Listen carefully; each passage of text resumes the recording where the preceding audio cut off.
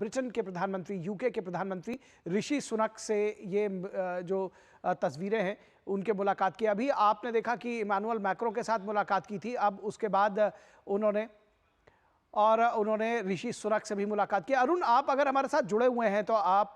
बताएंगे ऋषि सुनक के साथ ये जो मुलाकात है किस तरह से महत्वपूर्ण है। अभी आप इमानुअल मैक्रों के साथ में मुलाकात का आपने विस्तार से जायजा दिया और अब आप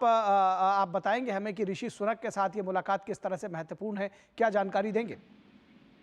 देखिए, जैसा कि हमने डीडी न्यूज पे बहुत पहले बताया था इस समय पर कि प्राइम मिनिस्टर मोदी लगभग ऑलमोस्ट हर जी7 के जो टॉप जी7 के जो लीडर्स हैं उनके साथ में एंगेज करेंगे, उनसे बातचीत करेंगे। सबसे पहली बायलैटरल इमैनुअल मैक्रों के साथ में, दूसरी bilateral prime minister Narendra Modi की ऑन द साइडलाइंस ऑफ जी7 summit it's with UK leadership Rishi Sunak. और इससे पहले भी कई सारे मल्टीलैटरल प्लेटफॉर्म्स पर उसकी साइडलाइंस पर प्राइम मिनिस्टर मोदी और ऋषि सुनक दोनों ही कई मुद्दों पर बातचीत कर चुके हैं, कई बार एंगेज कर चुके हैं। और एक काफी इंटरेस्टिंग भी हो जाता है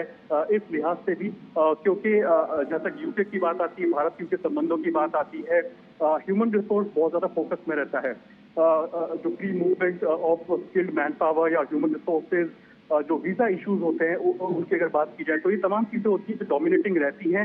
लेकिन हाँ, जैसा कि मैंने आपको बताया कि मोदी 3.0 के अंदर प्राइम मिनिस्टर मोदी ये पहली फॉरेन विजिट, और उसके अंदर भी प्राइम मिनिस्टर मोदी जो वर्ल्ड के जो टॉप लीडर्स हैं, जो डेवलप्ड इकोनॉमी के लीडर्स हैं, जो पावरफुल ग्रुपिंग है जी7 की, उनके जो टॉप लीडर्स हैं उनसे इंटरेक्ट कर रहे हैं, इंगेज कर रहे हैं।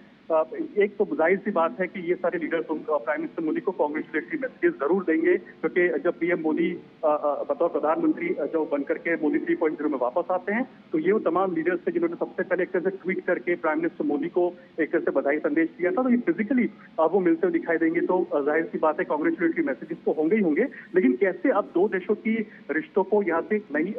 दिशा दी जा सके, क्योंकि भारत एक तरह से जो लक्ष्य लेकर के चल रहा है कि 2047 तक कैसे वो डेवलप्ड इकोनॉमी बनना चाहता है, बिल्कुल क्योंकि प्राइम मिनिस्टर मोदी ने, आपको याद होगा कि अपनी इलेक्शन रैलीज के अंदर लगभग हर जगह यही बोला था कि हम 2047 के लिए 24/7 काम कर रहे हैं, यानी कि 24 घंटे देश को आर्थिक महाशक्ति बनाने के लिए हम लोग 2047 तक टारगेट कर रहे हैं, उस दिशा में काम कर रहे हैं। तो ऐसे में भारत को आत्मनिर्भर बनना है और मेक इन इंडिया को बूस्ट देना है। तो फोकस इसी बात पर रहेगा कि कैसे जो मैसिव जो कंपनी, जो बड़ी बड़ी कंपनी है वो भारत में आके निवेश कर सके, भारत में जो निवेश के द्वार हैं उनको खोला जा सके। यूके की मैसिव बहुत सारी कंपनी है जो कि ब्रिटिश कंपनी है, जो कि भारत में उनके एस्टैब्लिशमेंट्स हैं, मोर देन 100 जो बड़ी कंपनी है जो भारत में ऑलरेडी एस्टैब्लिश्ड है। और भारत की यही कोशिश है कि कैसे इन इन्वेस्टमेंट्स को बढ़ाया जा सके, रेड कार्पेट रोल किया जा सके इन इन्वेस्टर्स के लिए, बिजनेस कम्युनिटी के लिए जो कि यूके के हैं, जो कि भारत में आकर के अपनी कैपेसिटी को बढ़ा सके। तो भारत का जो फोकस रहेगा अब आगे जाते हुए वो सोलर एनर्जी के ऊपर बहुत मैसिवली रहने जा रहा है। तो प्राइम मिनिस्टर मोदी कह चुके हैं कि देश में मुफ्त बिजली हो, सोलर से बिजली हो, सरकार को वापस से बिजली बेच सके, इस तरह के रोड मैप को बनाना चाह रहे हैं। इसमें जो डेवलप्ड इकोनॉमीज है, यूके जैसी इकोनॉमी हो गई या इटली जैसी जो डेवलप्ड इकोनॉमी हो गई, इनका एक इंपॉर्टेंट रोल निकल करके आएगा कि कैसे वो भारत को सहयोग दे सकते हैं टेक्नोलॉजी ट्रांसफर करने की दिशा के अंदर, और जो ग्रीन टेक्नोलॉजी है उस दिशा के अंदर बहुत ही इंपॉर्टेंट रोल रह जाता है। तो जैसा सोलर जैसा फोकस रह सकता है, फोकस एरिया रह सकता है, वैसे ही प्रोमिनेंट दूसरे भी कई सारे सेक्टर जो कि रिन्यूएबल्स पर खास फोकस रहता हुआ दिखाई देगा। इसके साथ ही साथ जो दोनों देशों के रिश्ते हैं वो ह्यूमन रिसोर्स के ऊपर भी फोकस करते हुए दिखाई देंगे, जैसे स्टूडेंट्स के लिए इजी हो यूके में जाना, वहाँ पे स्टडी को गेन करना। तो ये तमाम सारे मुद्दे जो कि कहीं ना कहीं डोमिनेट करते हुए दिखाई दे सकते हैं। लेकिन हाँ,